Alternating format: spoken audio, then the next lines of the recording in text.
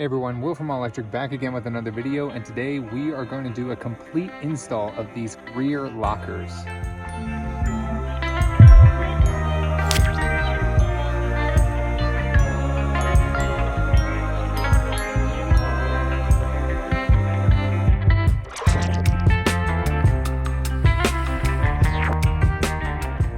Quick unboxing here. The price on their website does include both of these boxes, although they did ship separately for me, and that is just a driver's side and a passenger side rear locker. They do come separately, although the price is for both, so it is a complete set. Now at the top of the box is the outside of the rear locker that you're gonna see once it's completely installed on the van, and the detail on this thing is absolutely flawless. I am so impressed with the quality and craftsmanship of this and really happy with my purchase. And now I say that because sometimes I get sent free stuff to review for you guys. This is not the case for this particular item. We did purchase this for our van, but I wanted to show this review for you guys because there is not a review out there currently. You get all the hardware that's needed for this. Here are the brackets, so they are split so that way you can fit it inside after you cut your hole, which is by far the scariest part of this entire project. Don't worry, I'm gonna walk you completely through. Here's the inside gasket that goes in between that metal bracket and your vehicle on the inside. And then the most important part at the beginning of this project is your template.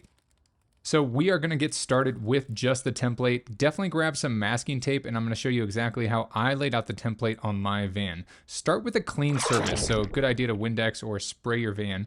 And now I'm measuring based on the specs that they had on their printed instructions. There is a PDF. I'll try to put a link down in the description below. I laid out this template based off of what they said the measurement requirements were, and basically you just wanna get it in there and then Sharpie it. As soon as you're 100%, you like where it is, Sharpie all the inside and the holes. You can see what it looks like there. Then I took this little hole punch and it worked pretty good. And that all it does is create a little hole in the center of all these little holes. So that way my drill bit doesn't dance around while I am drilling into the side of the vehicle. And again, this is the scariest part of this project. Maybe the next step might be a little bit more scary. But right now, what I'm doing is just kind of protecting the outside paint because I'm not sure exactly where this thing is gonna land. And now I used a jigsaw. There's plenty of different saws that you can do. Just make sure that you use a metal blade when you are cutting.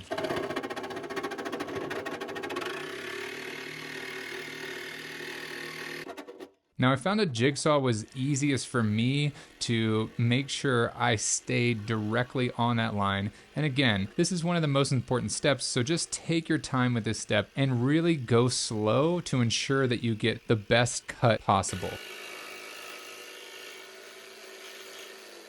Now in their instructions, where I differ a little bit is in the four corners of this box that we're cutting out. They suggested using a step-up bit, and that's simply to make a bigger hole. I used a bit that I had laying around to make a slightly bigger hole so that way the jigsaw blade could fit in. Now when you're cutting your last side, it's a good idea to do what I'm doing here and hold. Now you can use some gloves if you're worried about cutting your hand, but hold the last piece of metal before you cut the last side. Hold that piece of metal. Otherwise, it will just shake around really crazy. Make sure also that you have some proper eye protection. I definitely don't in this video. I just have some sunglasses because those metal bits will be flying. Next, take some sandpaper or a metal file if you have it and get all those metal burrs off of there. You can see my corner, I just was trying to clean it up a little bit, and then I just did a dry fit just to make sure that this thing was lining up exactly where I wanted it before I did the next step, which is spray painting. With this spray paint, I just actually had this spray paint on hand, and black spray paint. You don't have to do this. This is not a necessary step, although I do suggest, to prevent rust, painting any cut metal. So definitely painting this edge where you cut it out is definitely a good idea to prevent that rust. And I wanted to spray the inside. That is definitely optional, spraying the inside just to get that black look on the inside when you do open it up. I just think it looks a lot cleaner. There's definitely some glue and stuff like that from when this van was manufactured.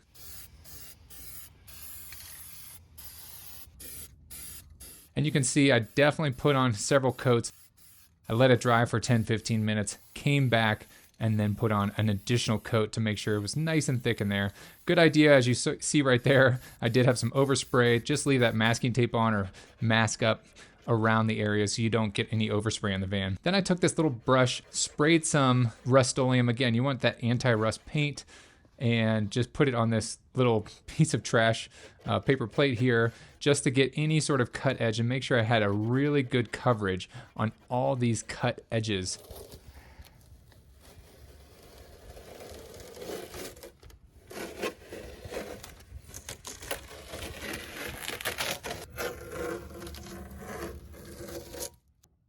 Now I'm going to take care of putting paint inside the holes. And if you didn't catch it, I did miss one of the holes. Whoops. Now taking that paint in my little paintbrush and just kind of going in and around each hole. Again, because that is a penetration in the paint, I just want to put some anti-rust paint here. You're not going to see this, although if you do have a run, you could use rubbing alcohol to get this spray paint off. I did have a little run right here, and all I did was wipe it with my finger and it was completely fine. So you put the split bracket, the metal one, all the way in the back, then the rubber gasket, both on the inside. And then you put, obviously, the outside one on the outside.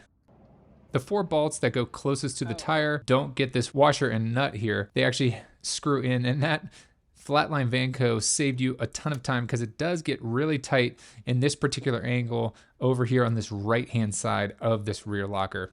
So work your way around and just get everything hand tight. No need to use any tools right now. Just get everything hand tight. And then once you get all of the bolts in with the washer and the nuts on the back, then you can go around with a hand tool and then tighten all these up really nice and snug. Don't over tighten them. Again, this thing's not going anywhere, so don't really ratchet it down that tight. Now on these 4 that are over here on this right hand side, they do provide thread locker. So I'm gonna put a little bit on each of the nuts, and then I'm gonna feed it through. It's again important. First you go through the outside metal layer, then you go through that rubber gasket after passing through the skin of the car. And then that back metal layer has a thread in it, so there's no need for a washer or a lug nut on the back of these 4 nuts going down this right-hand side. Again, no need to really wrench it down and get it super tight. That thread locker is definitely going to prevent it from backing out of there.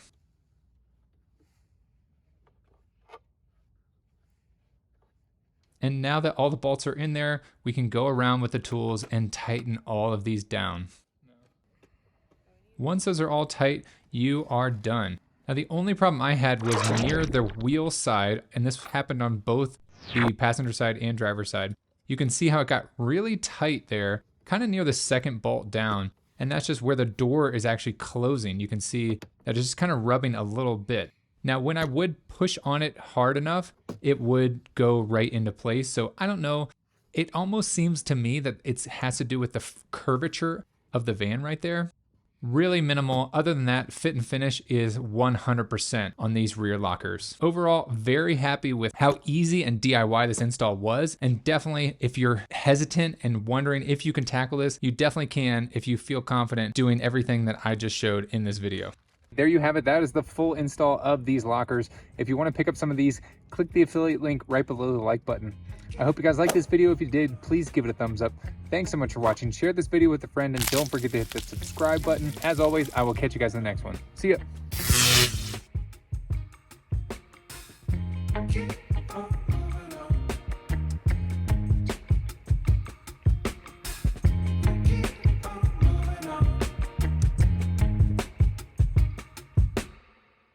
Keep on moving on.